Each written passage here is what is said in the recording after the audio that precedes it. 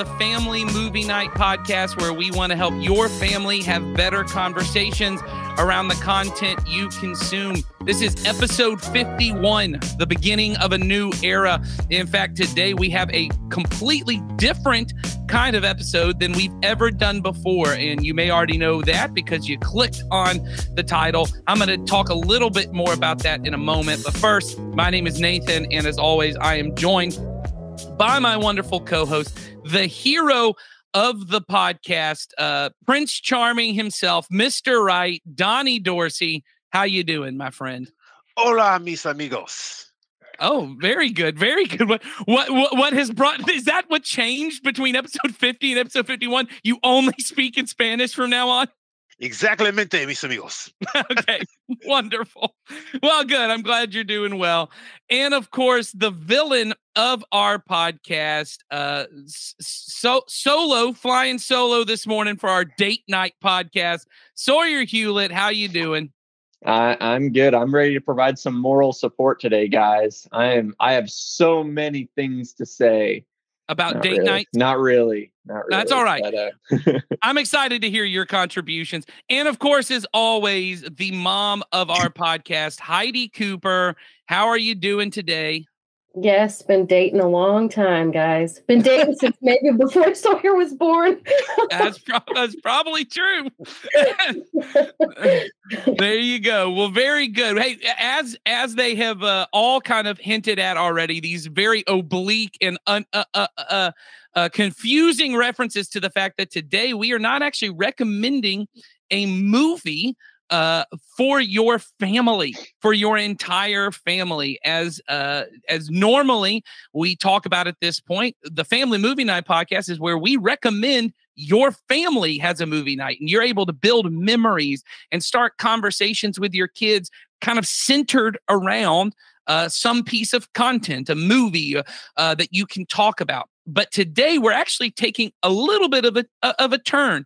Episode 51 is the start of a new era, and we are actually recommending a movie for you and your spouse to have a date night that you and mom and dad are part of the family. In fact, you guys are the ones that started the family. Donnie said before we were filming, how did you say it? That the kids are not they're not the tree.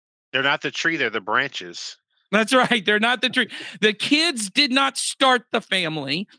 Mom and dad are at the beginning of the family. And I don't know if this needs to be like a family science class that I explain how the family gets started, but I don't know. When a man loves a woman, no, Donnie's shaking his head and he's saying not to go this direction. But anyway, our goal in this episode is really to try and talk about the importance of mom and dad prioritizing each other in the family. That it is very easy that at this point in maybe your parenting, depending on where you're at, if your kids are very young, or if they're at the place where they're kind of in those preteen, teenage years where they've got thousands of activities to go to, that it's really easy to kind of have mom and dad's marriage get lost in the mix of all the different things you do.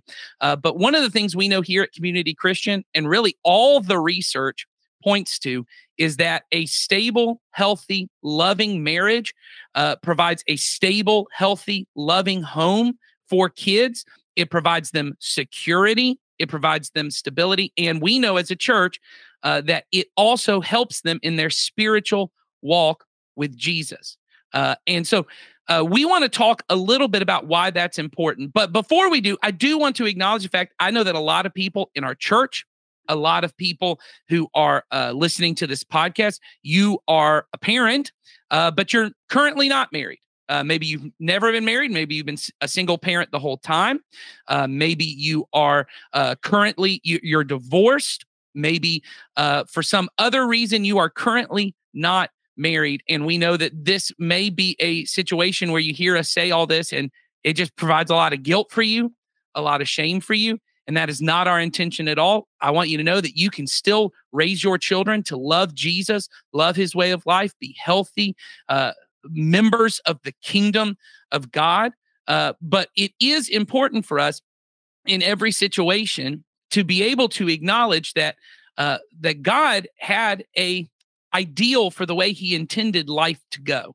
That is important in every part of any of our lives, that when things do not go the way God intended for them to go, that it's important for us to still be aware of the fact, hey, God had an ideal. And God's ideal, Jesus references back to this. He says, for this reason, a man will leave his father and mother, and he will be made one flesh with his wife. That's the ideal, that a man and a woman would be married together forever, as long as they are alive.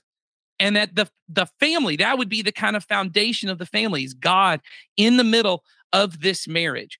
And so it's important for us to acknowledge that's the ideal.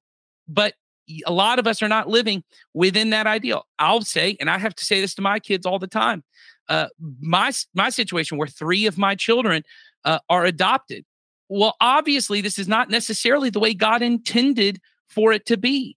That they had a biological parent, that God intended. His ideal was that that family unit would stay together and be healthy and perfect. My family is this bridge in the middle of what is God's ideal and where is the real world we live in. And so I just want you to know that if you're living in a situation that is not the ideal situation, that doesn't have to be a thing that's covered in guilt and shame for you, but it also should not be a thing where we throw out the ideal and say, well, that doesn't matter either. Marriage doesn't matter, and everyone can do it however they see fit. It's important for us all to know we're not living in a perfect world, but we do serve a perfect God who is able to make good come out of every situation. But for the sake of our conversation today, we want to talk just primarily to moms and dads who are in the midst of parenting, and it is difficult to prioritize your marriage. So I want to kind of toss it. I've talked a while here now, so I'm going to toss it to Donnie Dorsey, a dad. He's in the midst of it right now. Donnie, can you talk to why it's difficult sometimes for us as moms and dads to prioritize our marriage? Well, how does that kind of become difficult, at least in your experience? Dad mode activated. Absolutely. So, I mean, I think what makes it difficult is, as a parent, your job in your mind is primarily to help to raise your kids, to teach them all of these things. And in the process of that, you do have to give a little less to yourself at times because they don't know as much about the world around them. So you're frequently, reiterating things, or you're teaching them things, or maybe correcting things and things like that. And I think it's very easy to, with all the energy you put into those things, to be very tired and just worn down at the end of the day. And it's like parenting exhaustion is real. And then by the end of the day, you're like, it's one of those things where it's like you can look at your spouse and y'all look at each other and go, you tired? Yeah, I'm tired too. All right, so we're going to sleep. All right. And then we forget that in order to show our kids what it looks like in a healthy way, that we have to make time for each other, Right. in whatever that may be, whether it's, hey, we're going to, sit down and watch a television show or a movie, or maybe we sit and chat about something, or maybe we pull out a board game or some cards or something, and let them understand that your relationship is a priority in all aspects. Yeah. And I think that's true. I found that to be true for myself. 4 kids in the home, all I shouldn't say under the age of 10. I have a 10-year-old and everyone else is younger than that. But it's difficult at times to prioritize. Hey, mom and dad have to have time. We luckily have grandparents who are nearby. So babysitting is pretty easy for us to acquire. But Heidi, I know you were talking before we got on, being a mom. You've been both a single mom and now you've been married to your husband, Stephen, for how long? I was at your wedding, but I can't remember. 8 years. 8 years. So yes. Mm-hmm. So, and y'all have 2 children together. Yes, and so 6 and 3. 6 and 3. And so you were talking earlier that sometimes the ideal of being able to get a babysitter, go out, have some free time is not always a reality for you guys. Yeah, So. no, definitely not. I mean, we're small business owners, but that's like the least of our worries. It seems like it's like what, we don't have grandparents close by that can watch the kids. We don't have, family really that lives around at all. We have some friends, but most of the time our date nights consist of like, we just try to be creative with it. Like we can do dinner outside. The kids do dinner inside. Like we'll do that a lot during the summertime when the kids tend to stay up a little bit later and it's nice outside. And then movies, of course, like we'll throw on a movie for them in one room and then a movie for us in the other room. And, usually we'll time it so that they kind of fall asleep watching theirs. And that's one night we don't have. That's a pro parent tip right there. Yes. Like get their teeth brushed and all that done. And they're in the bed and then, they just doze to the movie. And, but that is something that we enjoy. Concerts. We love going out. We love going on, trips and things like that. But when it's not possible, this kind of night is just really great to like reconnect, just even if it's something so simple as watching a movie and talking about that thing because you're stressed, you got a million things on your mind, or maybe you guys haven't even had a chance to like really catch up, but you don't want to unpack that heavy stuff. So it's easier to talk about, a date night movie or watch a comedy or something like that and just kind of relax, be together, remember why you even had kids in the first place. There you go. Yeah, exactly. Well, and I think so. Like I'll say for my parents growing up were honestly a very similar situation. I don't ever remember really getting babysat by other people. Like my parents were going to go on a date. I remember, when my brother got old enough that he was able to kind of watch us, they started kind of going out to movies a lot and that kind of stuff. And so those days. Well, yes. And like the ability, but like even as a kid being able to be aware, like there were lots of times where like we had a bedtime, like, and we always had a pretty strict bedtime. There was not a time that we ever, we were in our beds, in our rooms, whether we were asleep or not, we were expected to be quiet. And like, it was expected that would happen. And we kind of knew like, and they would make very clear, like mom and dad need to have time at the end of every day that we're together and we're able to reconnect and we love you. And it's not that we don't love you. It's just that in order for us to love one another, this is really central. And I think there's a little level of guilt. I feel it. So I got to think everyone feels it as mom and dad to kind of send kids away to their room or to say, hey, mom and dad are more important right now. And you got to, it feels like, especially when your kids are really little, when all my kids were under 7 and we're all there, it feels like, oh man, we're never going to get this time again. They're only this precious, this young, and, big wide-eyed 3-year-old comes up and you're like, get away from me. It's so difficult. And then now that I've got kids on the other end, who are kind of getting more towards the adult side of things, the teenage adult side of things, I'm kind of like, oh man, like I'm running out of time and like, I don't want to miss this. And so there's a lot of guilt that comes with that, but the importance to be able to say, and I've heard so many people talk about this recently. I've seen a couple family psychologists talk about the importance of not centering the family on the kids. And there's lots of reasons. One, kids are incredibly emotionally unstable. So trying to set your family's attitude and mood is somehow centered around what the kid feels.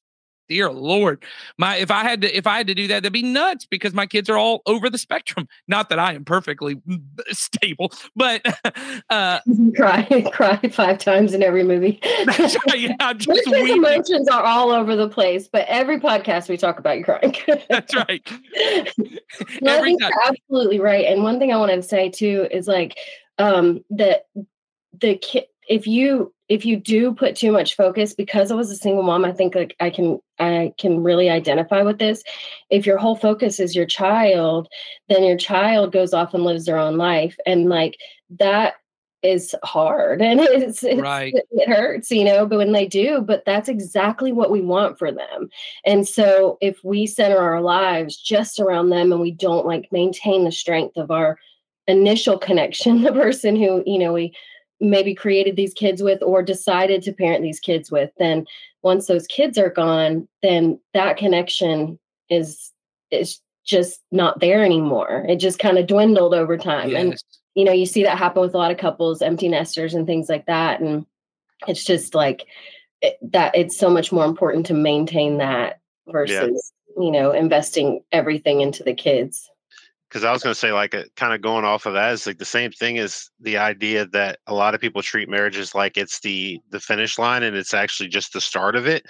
Because you should continue dating your spouse for as long as, you know, as for the duration of your marriage, you know, because the idea is sometimes that's forgotten. You know, it's like what Heidi was saying is like you can kind of like you're so focused on the kids that there are times where you're like, I don't even know what's going on with my spouse because I've been so preoccupied with the kids. And then, you know, you can create distance between you and your spouse unintentionally for what's a good thing of taking care of the kids. And it's like this balance of I want to be a good parent, but I also want to be a good spouse. And it's like I have to pick and choose, and that's where like the bedtimes come in place. Yes. Where it's like, hey, you all have to go to bed because I have to dedicate time to my relationship just as much as I dedicate time to you guys. Well, and I think I said to somebody the other day, unfortunately, we get things backwards in families. And what I mean is Jesus makes clear, the scriptures make clear, the people who are meant to be one flesh are mom and dad. The people who are meant to be one flesh, one person. And the problem is, this is the difficulty of marriage. I've made the comment before, and everyone always laughs, but I said to a good friend of mine, someone who also is now a dear part of my family, and she just got married a few years ago. And I said to her, she said, can you give me marriage advice? And so I wrote her a letter, and I just said, marriage is dying a little more the day before than you did the day before that. It's dying a little bit more. And everyone kind of laughs because, you know, it sounds like this very cynical, but it really is the truth. It's marriage is each person saying, I was an individual before, and now, and you are an individual, and we are going to die and become one flesh. Parenting is actually the reverse of that. Parenting is, and obviously, and I always try to now be very sensitive of this. In some cases, it's metaphorical because you're a step parent or you're an adoptive parent. But in general, the image of it is a child is someone who actually physically came from both of your fleshes. And do I need to explain how that happens? How you were one flesh? Donnie's shaking his head. Donnie's shaking his head. Okay. I'm saying that's going to be a no. We don't have to explain Nathan, that. You seem really eager to talk about this on today's podcast. This is the second time you brought it up. Okay, I'm always eager to. He's trying to teach people, but that's not the lesson we're trying to teach here. I have charts. Sawyer, he just said he has a 10-year-old coming up, so he's got to start practicing with all of us. Yeah. I'm practicing. Okay, but seriously, your children are literally from your flesh. You were one flesh. If your mom and biological mom, they were literally within your flesh at one point, right? And the process of parenting is one fleshing with them, allowing them to one day, as it says in scriptures, they will leave the mother and father and go and become one flesh with someone else.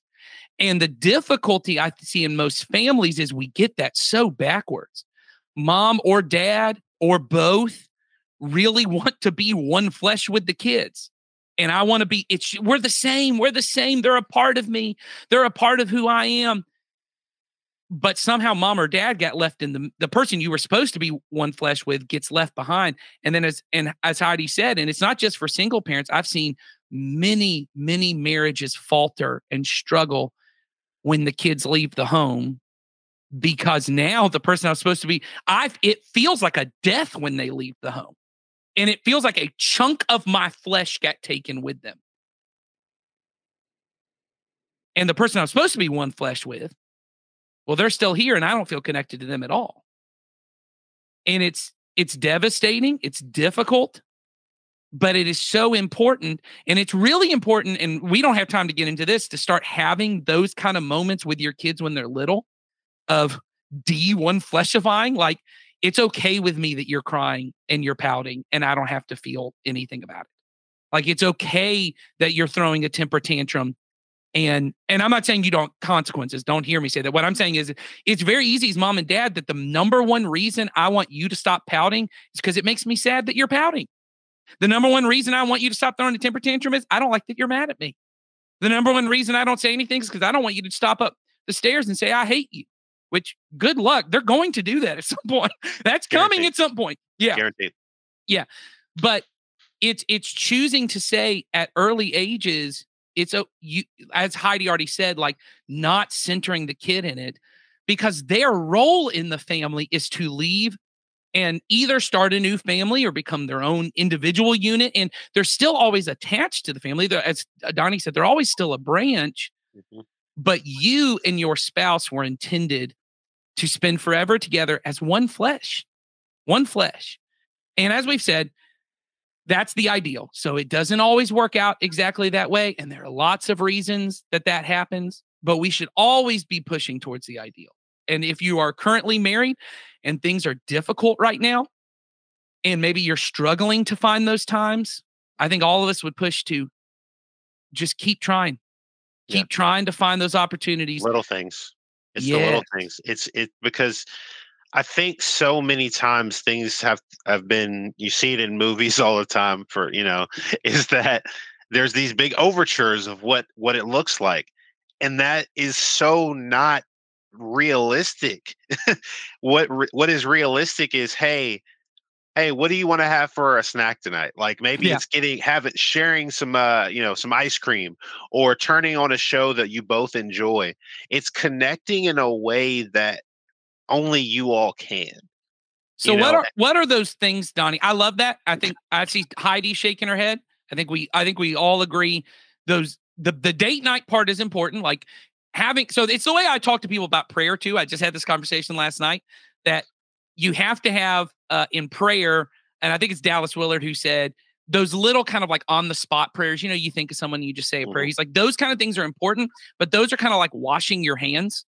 Yeah. Like you got to wash it. He goes, but occasionally if you want to get your whole body clean, you're going to have to get in the shower. Little drops of water isn't going to get your whole body clean. At some point, you got to get in the bathtub and submerge. You got to have an appointment of prayer. You got to have a time where you go, I'm just submerged in prayer, plus the little moment. So what we're saying is, and I think it's the same true in relationships, you've got to have both.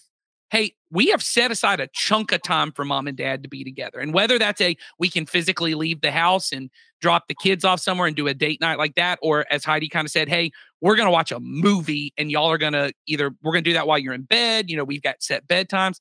But even I think the thing Donnie said but we're also going to have these little wash your hands moments in your marriage where I have these little points of connection along the way. So what are examples out of either your marriage or maybe you've heard other people have done that I think giving people ideas of, hey, here's a practical thing. Because like you said, Donnie, it's not going to be a trail of roses, leading to the car, leading to the bedroom. Like it's just not going to happen, right? It's not a movie. So what are the kind of things? I'll throw one, as I know everyone kind of processes different ways, but a big one for me is if I know that me and my wife have just had a busy week, a regular thing I will do, because we bond around food, which all different kind of dysfunctions around that. But that's our number one, is we're going to bond around food. And so I'll just kind of say, hey, I want to go pick up some ice cream for us tonight. Or, hey, I'm going to go pick up like what her favorite kind of snack is. She is not a sweets person. She is let me have something spicy or salty or something like that. So I'll go pick up some kind of snack. And that's more of like a little wash your hands. Like, let's just have a little moment, 30 minutes where we're going to sit and kind of just eat a fun snack and just be together. Anyone else have any kind of ideas of things that you can do? I think for one of the things I think about is that I try to make a constant effort of giving compliments that are not related to being a mom. Ooh, Donnie, that is a pro husband tip right there. Your wife is not just a mom. Good job. No, keep going. I wasn't trying to interrupt you. Go ahead.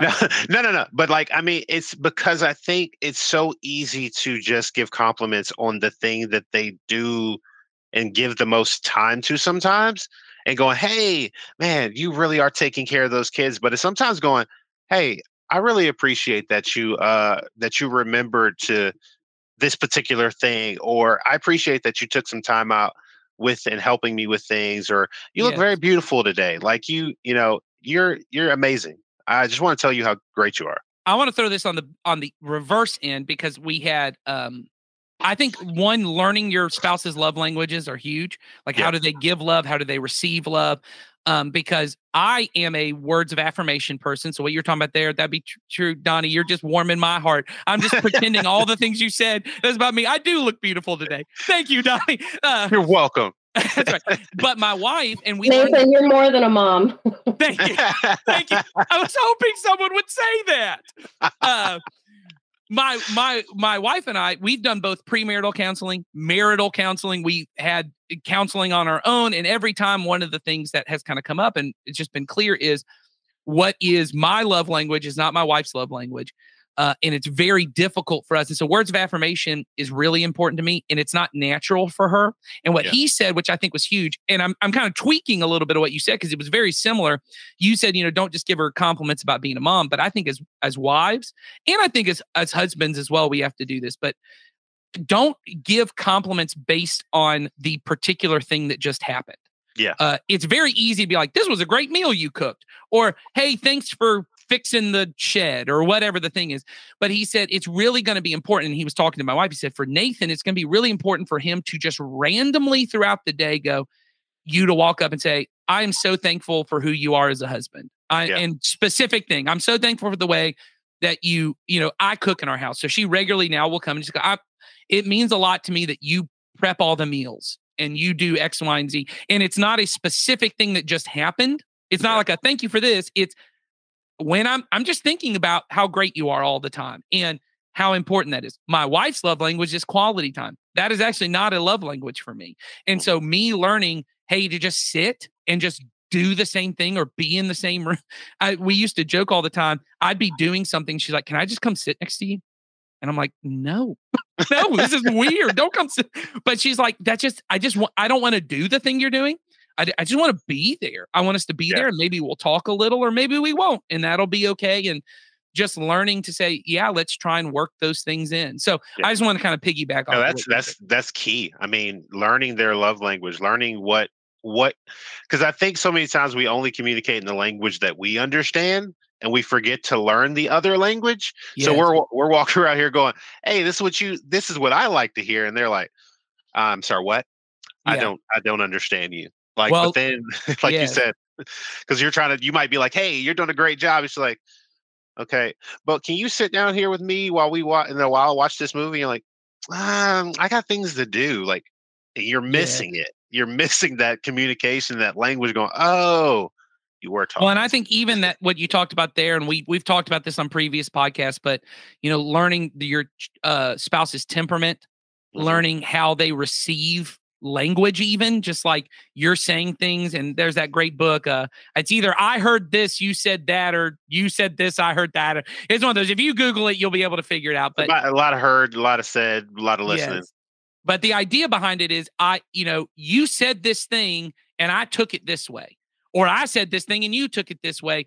And not only does that cause conflict, that also sometimes is why you feel like you've been encouraging your spouse and saying loving things to them, but they're not feeling it. And it's that's really important.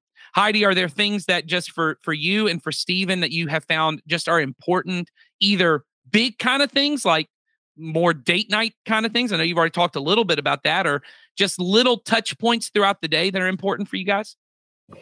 Yeah, I think like one of the things that we try to do is we try to, so I stay home with our kids and he is working and running our business. And so we went through a season where I was heavily involved in the business, like at the day-to-day, all, often throughout the day.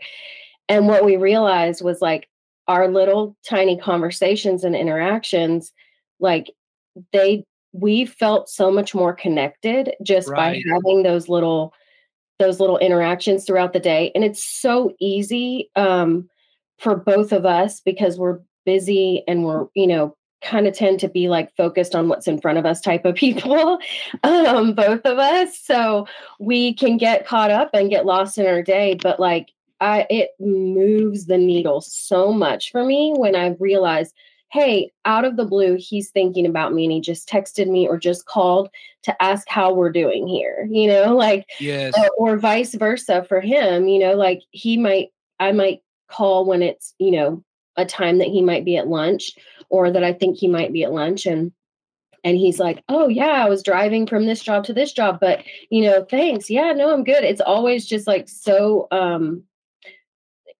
it feels like we can go from the time he leaves in the morning until the time he gets back. It can feel like such a long, so much can happen here at home and with the kids and, a good day, a bad day. And temperament wise, this is how we kind of figured this out. He likes to know, like what kind of environment he's coming into. And I'm the same way. And so when he would get home and it would be like, no one is talking to you and you literally haven't done anything at all wrong, but no one will speak to you. Everybody's upset.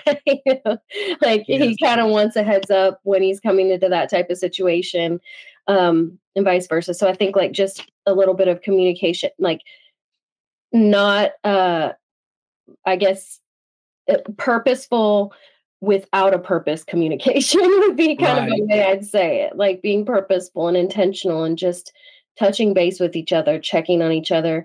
I know one thing that like everyone has said it, so I'm sure you have too, Nathan, but I remember Jason specifically saying it and it kind of hitting home, like, how can I help you? Like ours is big because I'm, a school, teacher for my one child and then a parent, to the 3-year-old and trying to manage that. And he's running a business. And so either one of us at any given time has things that we could pass off gladly to the other one. But yeah, it's just nice when they ask, it's nice when we ask each other and make that a priority. So I think that's another one.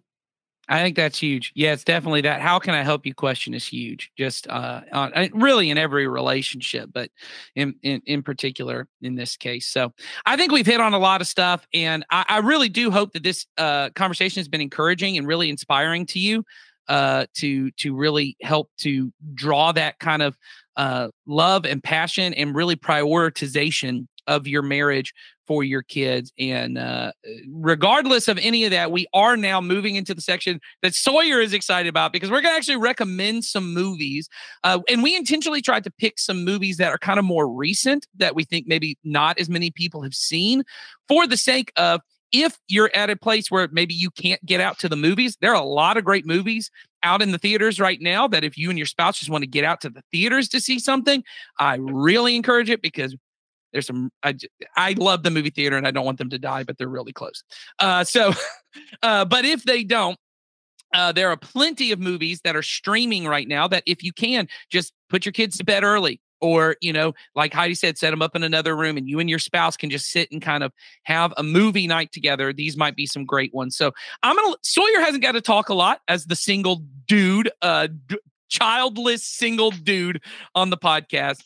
I'm living the dream. Okay. I enjoy my life. There you go. I wasn't criticizing your life. Yeah. I wasn't criticizing. I was just saying to this particular conversation, not a lot to add. So, well, before I give my recommendation, I just need something on the record that Die Hard is a better movie than Lethal Weapon. I just needed that on the record. Sorry, Heidi and Donnie. That is a heated argument that Nathan and I have been in, and I just needed it on the record. Okay.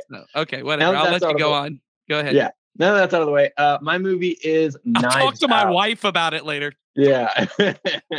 No, my recommendation is Knives Out.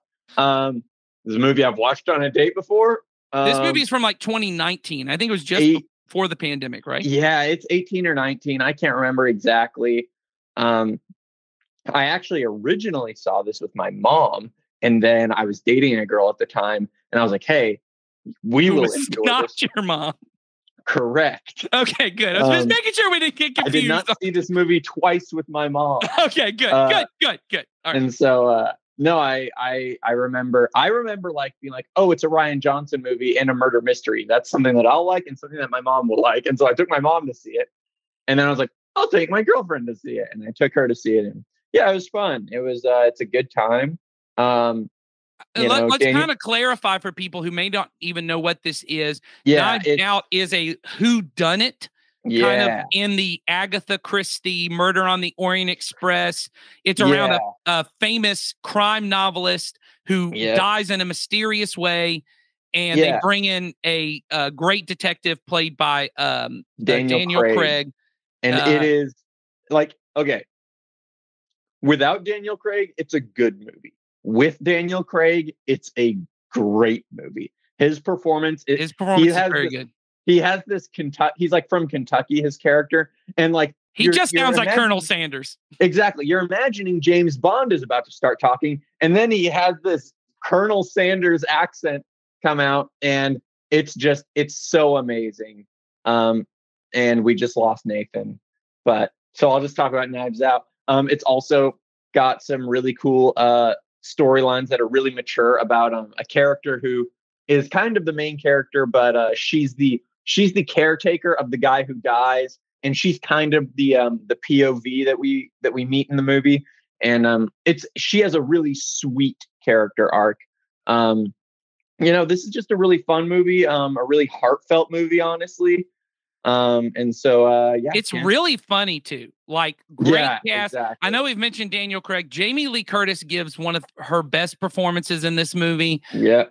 All around, just a really strong. Don Johnson is in this movie. Don Johnson kills it. My favorite supporting performance is Michael Shannon. Michael Shannon in this movie is Chris hilarious. Evans is in this movie. Chris Evans is great hilarious. in this movie. Yeah. This movie is seriously, like, in terms of like cast and star power, this movie is stacked and genuinely a good mystery. Like, it's one of those that's going to be kind of hard to figure out. And then as you do, but it's not one of those that like they're withholding information. Like, all of the pieces are on the board. You could solve it. It's just really good. These are the kind of movies I even suggested, Sawyer and I were kind of talking about what would be good movies to discuss. I kind of suggested this one because these are the kind of movies that my wife and I love to watch on date nights. Like, we are less rom-com kind of people than we are. The number one we're going to watch is some like gruesome horror movie. Those are the ones we're going to watch. But if not, she in particular really loves murder mystery stuff. And I think top notch. Maybe best in 20 years. Really good. I would say since Clue. Which that's well over 20 years ago. So yeah, it has a similar vibe to Clue, but say this: it's not just straight comedy. It's got plenty of other stuff. So that's when you dropped off. That's what I was saying. It's a really heartfelt movie about this one character played by Ana de Armas, who is also just really good in the movie. And she's kind of a lower class person, low income person, and she basically, like, she's interacting with these billionaires, and they have some really interesting commentary on it. It's also Rian Johnson, who is one of my favorite working directors. This is an all around great movie. And there's a sequel coming out on Christmas on Netflix, Glass Onion. And so I am very excited for that. Same here. Very, very good. Very good choice there. All right. Let's move on to the mom of our podcast, to go from kind of a murder mystery to something even more lighthearted. Even though there's comedy in Knives Out, this is more of like a raucous kind of comedy, kind of all over the place. Heidi Cooper, what movie did you watch? Lost City. So it's Sandra Bullock, and you can't go wrong with her. And Channing Tatum, and I was kind of unsure about him. Don't mind looking at him, but I definitely don't appreciate his acting as much as most women do. But yeah, he was really good. And then Brad Pitt was hilarious in this movie. It was, Channing Tatum was really funny, but the two of them and their whole deal at the beginning. Have you seen it, Nathan? Have you seen this movie? I have seen it. Yeah, we watched it. It's really funny at the beginning, right when it came on Paramount Plus, I think. And yeah, it very much fits in kind of like a wild. I don't know how to say it. It's like kind of like a wild comedy. It's not really a romantic comedy. It's more, kind of similar to, like, what was that movie, The Ugly Truth, or one of those kind of things where, like, there is elements of romance in it, but it's more of like kind of How to Lose a Guy in 10 Days, where she's, essentially just messing with him the whole time, right? Actually trying to date him. Yeah, it's one of those where it's more about like the parody, like making making fun of, romantic comedies.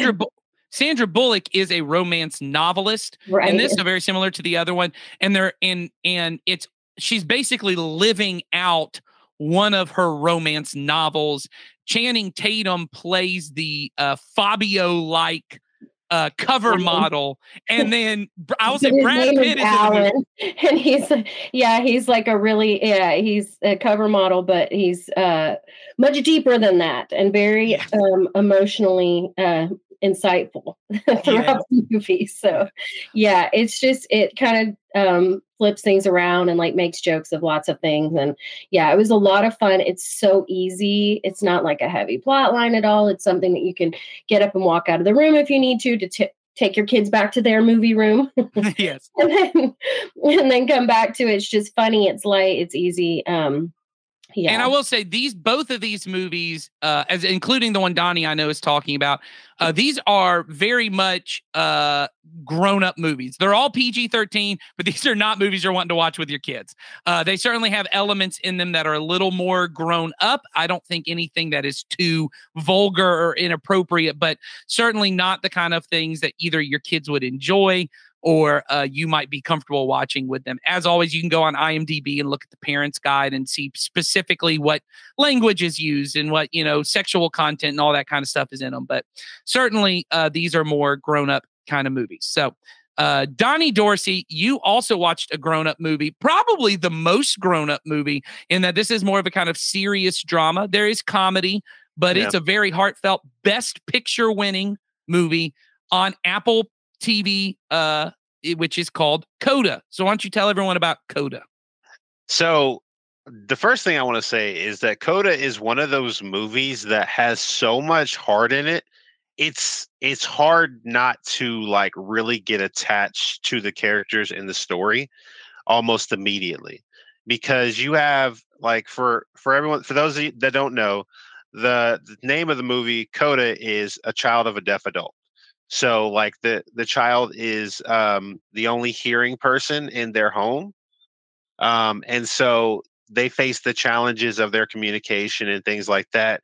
But there's also still such a great family element to it that you would think that without all the verbal speech and communication of certain things would be missing. But there's a lot of lighthearted jokes. There's laughter. There's, so many comical elements. Like the casting for it is fantastic. Like I said, you watch this young girl figure out something that her family won't be able to fully appreciate about something that she loves. Well, I think you can say it because I think it's helpful she's a beautiful singer. Yes. And obviously her brother nor her parents can ever fully appreciate what that is. And that causes a rift at times. It does. But I'll just say, this is not a spoiler. It's a little bit of spoiler. It is beautifully resolved. So if you're worried that it's going to be a sad movie, this is a uplifting, beautiful movie. There is a very beautiful way they resolve it, utilizing the only way they've ever been able to communicate. And it's absolutely amazing. I would highly recommend it. It is definitely one of those that I think, if you are a person that tends to cry at some emotional movies, you may want to keep the tissues nearby. But if you are not, you still may want to keep the tissues nearby because it will pull on those heartstrings. Yes. But it'll also make you laugh out loud. Well, and I will say all three of these movies are great date night movies for different couples. So if you're interested in kind of the game night feel of a Knives Out, right? That I want to sit and kind of try and figure out the murder mystery and that whole thing. Or if I'm just looking to really laugh and bust a gut laughing, Lost City might be more your thing. But Coda really has that, it makes you feel good about being a family. It just makes you feel good about, family. That family's a great thing. And you will definitely, if you're wanting to cry a little, feel a little, if it's me, I'm going to cry in all three. Even Lost City, Brad Pitt shows up. I'm like, so beautiful. It's hard for me not to cry, but Coda's really good for that. I have a movie I want to recommend really quick. We're running a little long on time, but this is a movie that is on Hulu. It is a thriller. So if you're kind of looking for something that's a little bit more just kind of grounded. Well, I wouldn't say grounded. This one's actually a little bit more pulpy. It's a movie called Run. It is on Hulu, as I said. It is a movie that is about a girl who has a rare disorder that causes her to not only be paralyzed, I think from the waist down, if I remember correctly in the movie, but also has just a lot of like breathing problems and all this kind of stuff. And she kind of discovered, it's just her and her mom living, and about halfway, not halfway, maybe a third through the movie, she kind of figures out maybe I'm not actually sick, and maybe my mom is keeping me sick, and maybe the person who I think is protecting me is actually my captor. And it is a tense thriller. It is one of those perfect, like, what would you do if you found out you were in that situation? This is a movie. These are the kind of movies my wife and I love to watch. Movies where, it's more of like a psychological thriller. You're a little bit more kind of in the head of this character and the kind of lengths she has to go to kind of figure out what is going on in my life. And it is really good. It has some pretty fun twists and turns. And I just think it's a really good time. So with all of these movies, I think all of these movies are ones that we would all recommend, say you'll have a good time with them. As I've said, you're going to want to necessarily watch these just with your spouse. These are not movies. I will say Coda is a movie I actually thought about covering in a couple weeks on our podcast. But there's one scene in particular in the movie that if you had to watch it with your kids, might be very uncomfortable. You and your spouse, very funny. You and your spouse will crack up laughing, but would be very uncomfortable with like a 10-year-old in the room. Yeah, be very awkward, and the conversation may ensue immediately and or soon after. Yes, and everyone's just scarred for life. So regardless, these are definitely movies for just you and your spouse. But we hope you guys not only have a great time watching this, but whatever you do, let's build strong marriages that build strong families that help raise our children to love Jesus and his way of life. And we have a movie next week to watch with your kids, and we can't wait to talk about it with you next time.